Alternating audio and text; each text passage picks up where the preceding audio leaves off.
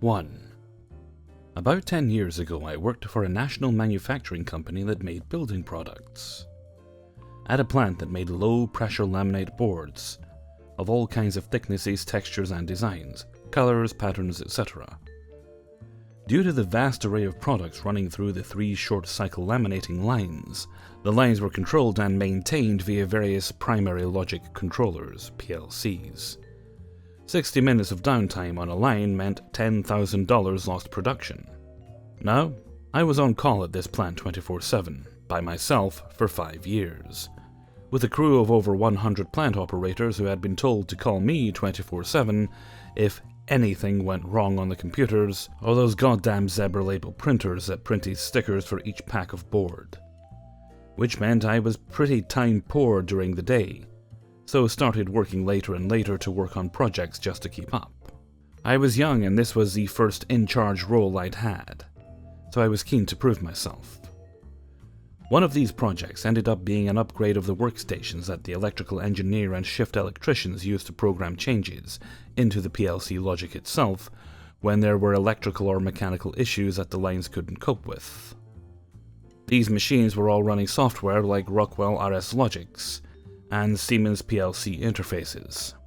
These software packages back then happened to be so old, like the PLCs and machinery on the lines itself, that the software licenses still ran on 3.5-inch floppy disks. The software dongles were loaded to each machine using floppy. In some cases, they could only be activated once. As part of this project, I encountered a critical workstation that had a dead floppy disk drive.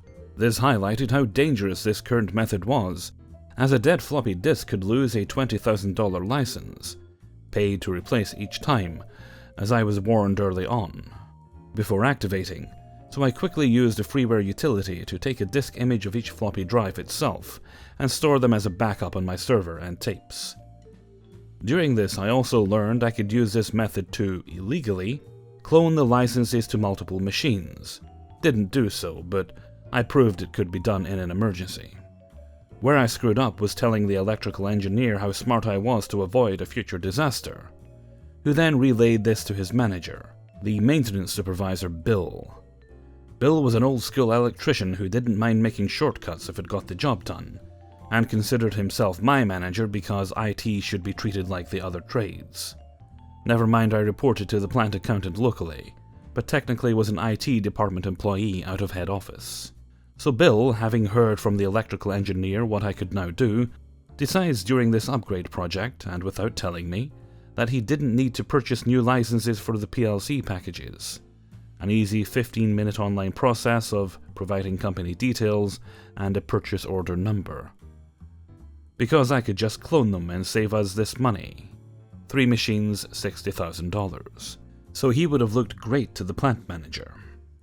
Which he then tells me late on Thursday night as I'm installing the PLC software on the new machine, having deactivated the old license on the old machine. I had a network backup which he didn't know about, and about to license the new machine. What ensued is your typical, "I'm older and wiser than you, so just do your job," intergenerational argument where both parties believed they were right and neither was backing down. After half an hour of me giving up trying to explain why this was illegal, unethical, and not going to happen, Bill finally had enough of my insubordination and ordered me to go home to think about whether I wanted a future in his department. Again, not my manager, or even indirect manager. I refused, knowing that if there was an issue with the line before I finished the migration, the electricians could not have fixed it, and the line would be down at significant cost. But Bill was the senior manager on site, and exercised his authority to kick me off the site until the next morning. But not before I went to my office, documented everything, and sent it to my manager, CC the HR rep, to return at 9 AM. I know why Bill wanted me off site. He thought he could figure out where the backups were stored and install the license himself. A secure, hidden share meant that he could not. I left my mobile phone off for the first night in years considering I was barred from site, so couldn't attend any issues anyway and slept like a log. At 9 AM I walked into the management team in the boardroom, and the plant manager running for me like I had the ball in a World Cup rugby game. "Where the hell have you been and why was your fucking phone off?" I was barred from site until 9 AM, so changed my voicemail to contact the after-hours team, and turned it off so it rang to voicemail immediately. Beeline has been down since you left. We are down over $100,000 from forecast. I'm sorry to hear that, but like I said, I was barred from site by Bill. I notified the plant accountant and HR rep via email last night about this. Go get Beeline back up now. I can't. Bill didn't buy new licenses for the line, so the new machine won't run, and the old license has been deactivated. He says you can copy them. Get the line back up, and we'll get it later. I need that request in writing. What you're asking me to do is illegal and in breach of company policies, so I need it to be recorded. The plant manager went from red-faced to white-faced pretty quickly, and then returned to the boardroom to order Bill to order licenses ASAP. An audit could be initiated by myself, IT, or the vendor at any time, and penalties were known to be severe. Half an hour later, the workstation was licensed, running, and the line humming along to the despair of the plant operators, enjoying an extended smoko. Site policies were also changed so that only the plant manager and HR rep could kick someone off site, and Bill was reminded just who my manager was. I also learned to keep any borderline illegal and dodgy tricks I had to myself, and only use them to save my ass if absolutely needed. 2. I worked minimum wage as a retail everything. I mean, I was half manager, half cashier floor worker, half inventory. What I'm trying to say is I did too many things. But this was a small business mom and pop style shop. There were only 3 of us at a time running the whole operation. These were family friends. I felt I had a responsibility to this family. Minimum wage wasn't enough for a stranger, but it was enough for me, for a while. After 3 years, I had tripled their business profits. I know this because one of my many tasks involved balancing the books. I knew exactly what our sales numbers were. I knew our profit margins. I knew what our inventory cost. I knew our landlord on a first-name basis, and I knew what bills we paid. I was good at my job. This store was like my family, and I made them proud. My wage had not increased in those 3 years, but looking at the numbers, I thought now was a good time to bring it up, so I did. It was November, entering December. I asked for $1 more, and my boss agreed. That December, my boss forgot to pay me. I had nothing to cover my Christmas holiday. The next month, he didn't mention it at all when I returned to work after the holiday. I had to remind him that he was nearly 7 weeks overdue. When he finally paid me, he did not include the raise we had agreed upon. So I brought it up again to ask for clarification. He sat me down in the back room and told me he couldn't believe how demanding I was, that in all his years he'd never seen someone act so rude and disrespectful to their elders. If we were strangers, I'd have left on the spot, but we were family. I was in tears. But I was also very, very angry. He wanted to go on his own holiday. He wanted to go for 3 weeks. But to teach me a lesson in respect, he also wanted to slash my hours. What's a store owner to do? He hired a new employee to cover the hours he was cutting from my schedule. He made me train the new girl for him to teach me respect. After this training period, my shifts went from 4 days a week to 1 day a week.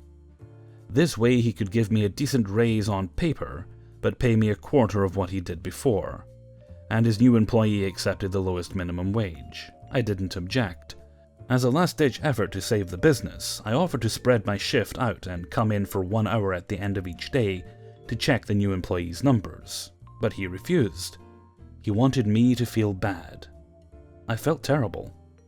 For my boss, as hard as I tried, the new employee had never understood numbers.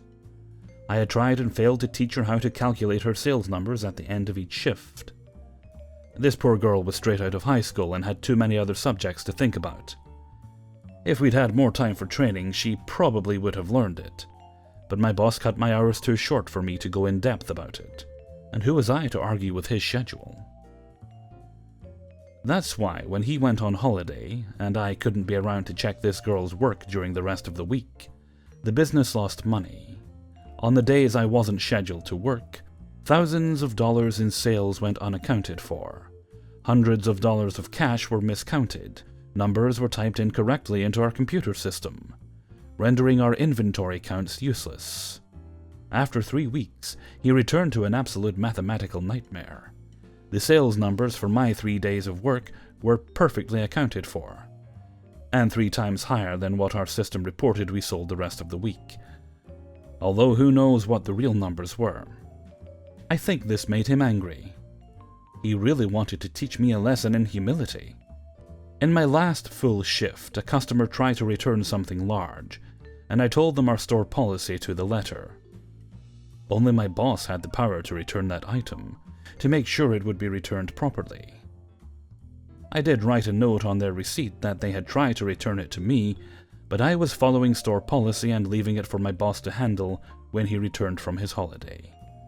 Apparently, according to the angry reviews left on our social media, he refused to accept the return and told the customer she was a stupid idiot for believing me. In my next scheduled shift, I asked him point blank if the review was true, and he laughed about it. He told me he was just showing us all who's boss. He admitted to the whole thing. He also mentioned he was giving me more hours as a reward for all my hard work. He wanted me to come in every day from now on to review all the numbers.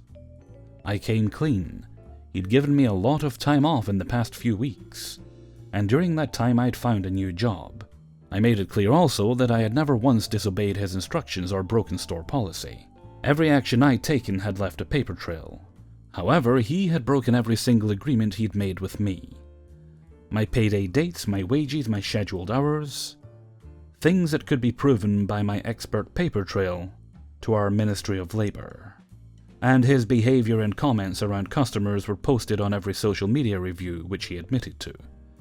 So I knew exactly what he thought of me. I was only there to hand over the keys to the store. He cried. He couldn't look me in the eyes. Part of me is sad because for a long time we were family. Since my departure, reviews of my old family-run shop have absolutely tanked. Meanwhile, my new job is incredibly wholesome, my hours are solid, my benefits are excellent, and my rates are triple what I made before. And I wouldn't be here if I hadn't followed instructions to the letter. I've learned so much about respect. 3. Here's one from about 10 years ago, back in my days in the Air Force. I was just an observer, but knew all the players and was good friends with the hero of the story, Senior Airman Doc. For some background, Senior Airman Doc was a 22-year-old kid from Georgia who was pulling duty as a safety range gun. On the range, nobody outranks the RSO, and an RSO has the authority to do whatever is necessary, including physically interacting with a shooter, to ensure the safety of everyone out there. Being he was from Georgia, he was very much a yes sir, no sir man, and had issues with the concept of positional authority, and when officers came out he'd oftentimes have trouble remembering his position outranked their rank and grade. After a few weeks of having trouble exerting his authority, his first sergeant told him something along the lines of, "I don't give a damn who they are, if someone puts you or others at risk, you lay their asses out." Now on to the malicious compliance. It's a hot July day and 2 squadrons are out doing their annual qualifying on the M16A2. One is a fighter squadron. The other is the engineering squadron I was stationed with. Senior Airman Doc was the RSO of the day, and there were several other range masters out too. The officers of the fighter squadron were up first. Now mind you, these guys are pilots. They'll likely never have to actually use a rifle in combat, and God help us if they do, because they're like dustbusters. They suck and are worthless at what they're doing. First group goes up. Pow pow pow, done, no issues. Second group of officers goes up, and within moments, one of the range masters calls the line cold because the captain had unsafed his weapon before being given the order to do so. Senior Airman Doc goes up and addresses him. Senior Airman Doc: "Sir, you are to follow the orders of the range masters and myself at all times. Do not unsafe your weapon before being told to do so. Do you understand?" Captain Hotshot: "Sorry about that. Won't happen again." Doc calls the range hot again. Everyone readies their weapons, and Hotshot again unsafes his weapon before the order is given. The range master who's supervising this end of the firing line calls the range cold and waves. Senior Airman Doc goes over. Senior Airman Doc: Sir, if you do that again, you will not be allowed to qualify and I will be forced to file a formal report with your squadron safety officer. Captain Hotshot: Sorry again. I'm just wanting to get this done with. At this moment, everything seems good, until Hotshot Muzzle sweeps Doc and another pilot on the line. Doc springs into action and stomps Captain Hotshot's hand. At the same time, kicks him in the face. Senior Airman Doc: You just aimed a loaded weapon at me and one of your fucking teammates, sir. You're a goddamn safety hazard, sir. You're going to kill someone, sir. Now get off my line before I beat your ass, sir. Farther down the line was the squadron commander, a lieutenant colonel. He pops up, hands his rifle to the range master who's watching his group, and trots down to see what the hell is going on. He sees one of his officers with a bloody face and cradling his right hand, with an airman standing over him, screaming. The lieutenant who got muzzle swept, as well as myself and 2 other CE officers, let the colonel know what had happened. Colonel gets pissed, orders the captain off the line with a "I will see you in my office once we're done here." Fast forward 3 weeks. I run into Doc at the chow hall, ask him about what had happened. Basically, the squadron commander, Doc's squadron commander, Doc's first sergeant, and the captain who got kicked all had a good powwow. First sergeant was chewed out for giving unclear directive to a subordinate. But nothing more occurred. Captain Hotshot was down-checked as non-deployable because he had a broken nose which took him off of flight status. They covered the safety issue. Senior Airman Doc was awarded the Air Force Achievement Medal for outstanding achievement in performance of his duties as RSO, ensuring the maximum compliance with all range safety rules, etc., etc. 4. I used to serve in the United States Air Force working in ground transportation. To close the gap, I won't use any military acronyms or ranks. This duel takes place when I worked nights as a dispatcher. My primary job was to support base operations manpower and vehicles. Apart from that was renting vehicles to flight crews. We had about 30 vehicles we could give air crews to rent. There is an online form you can fill out or call us directly. This lets you see what we have available. However, sometimes we don't have any vehicles for them to use, and they just have to deal with being dropped off and picked up. Basically, they can't travel around the city on the government's dime. It's a normal, quiet night like most. I get a call giving me information on a plane about to land. Okay, no problem. I dispatch a driver and the proper vehicle to pick them up. Instead of the driver taking them directly to the hotel, he comes back to the shop. I am confused, as it's made clear we have nothing to lend the crew, and they have to be taken to the hotel directly. In comes, let's call him Jim. Now Jim has a rank as high as you could consider someone of upper management, 1 rank from being a general. He walks up to me with an angry look demanding that he receive a vehicle for him and his crew. I ask to see his request form. Jim looks at me as if I have just insulted his honor. "I don't need paperwork. You will give me what I want or there will be problems." I just want to make something clear. Most people I run into are very, very civil. Sometimes though you get Jim. Jim likes to use his position to get what he wants and threaten others if he doesn't. Okay, Jim, this isn't how it works. There are procedures and regulations I have to abide by. If you don't have the request, then I can't help you. He snorts, literally snorts, his nose puckers up, and I thought he was going to shoot snot at me. "Give me the paperwork to fill out then, damn it!" Jim at this point is trying to posture over me as much as he can to make himself appear more threatening. I hand him the paperwork and watch him fill it out. As soon as he hands it back to me without missing a beat, I look at him and say, "I'm sorry, sir, but there aren't any vehicles at this time to give you. If you don't mind, I can get my guy to take you to your hotel, and we will pick you up tomorrow morning." Honestly, my smile at this point was clearly one of satisfaction, and I was holding back laughter. Took this guy 10 minutes to fill the paperwork out. At this point, he is furious. He starts yelling and screaming at me at the top of his lungs. All the guys get out of their seats to come into dispatch area, but I wave them back into the lounge. I let him yell for a solid 15 minutes. I was honestly impressed. After he calms down a bit, he leans over the counter, might be about 6 inches between us, and says, Your mouth just wrote a check your rank can't cash. Silence just fills the room. After a few moments I say, Did you just reference Top Gun? He takes a step back, and I'm not sure what was going through his head, but I think he had a lot of misfires at the moment. He begins to start up again, telling me that I'm just an airman, and I have to respect the chain of command, and that if he gives me an order, I have to obey. I'm not going to muck up the story with explanations about the chain of command. At this point, I've had enough. I stood up. Sir, I understand your frustration, but I run this shop. I am the dispatcher, and what I say goes. I have told you we can't give you a vehicle and stated the alternatives. If you continue to cause me problems, I will call the police, who will be happy to escort you from this building. And tomorrow you can explain to the boss why you felt the need to scream and shout for the sake of a vehicle. This is what's going to happen. You are going to get onto that bus, and one of my guys will take you and what is very obviously a tired crew to the hotel. What is it going to be? He was stunned and his posture changed instantly.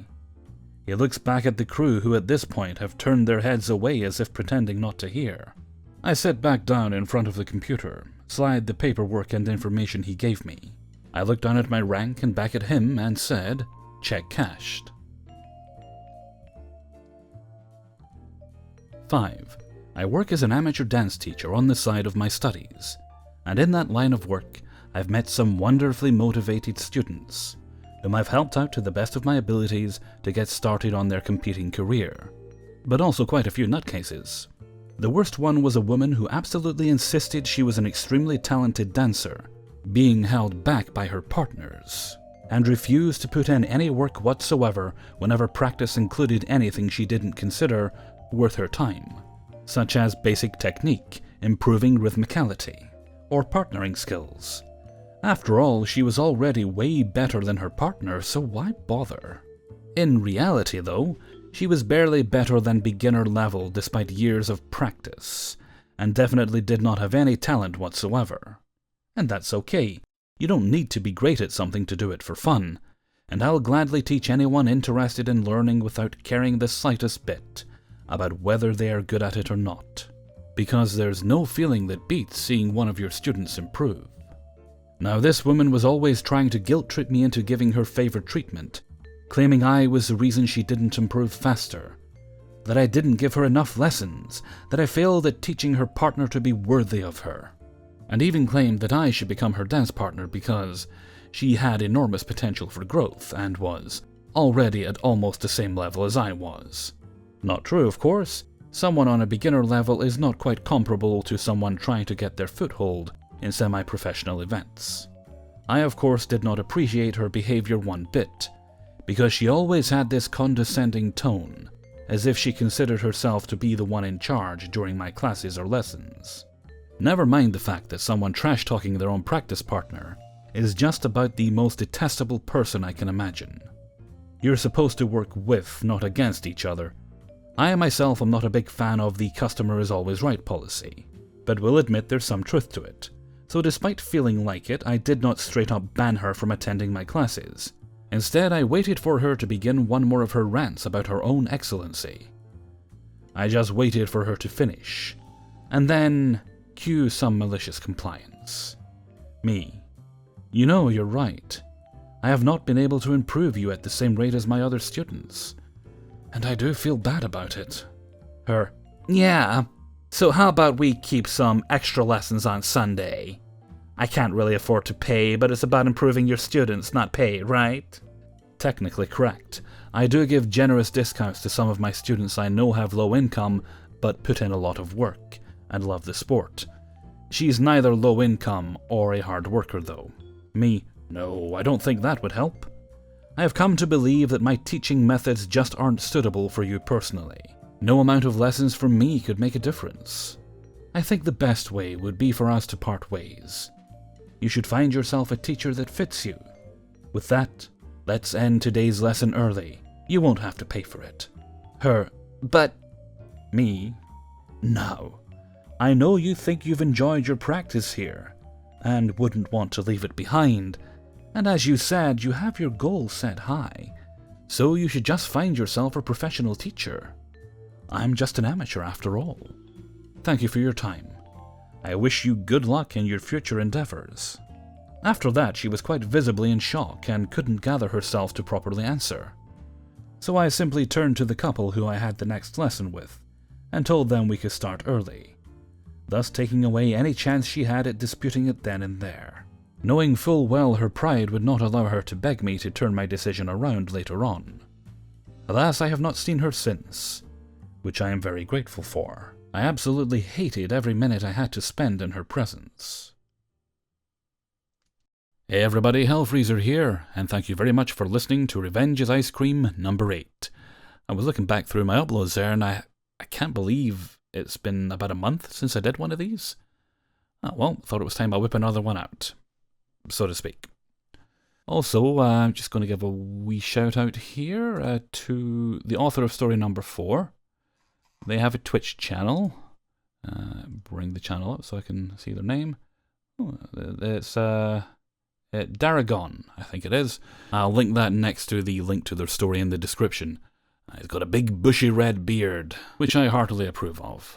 Well, in my mind, I can't help but think of him as Kenny Loggins, because near the end of that story, he quite swiftly made that officer realize he was in the danger zone. Okay, I'll be off. So until next time, thank you very much for listening, and take very good care of yourselves.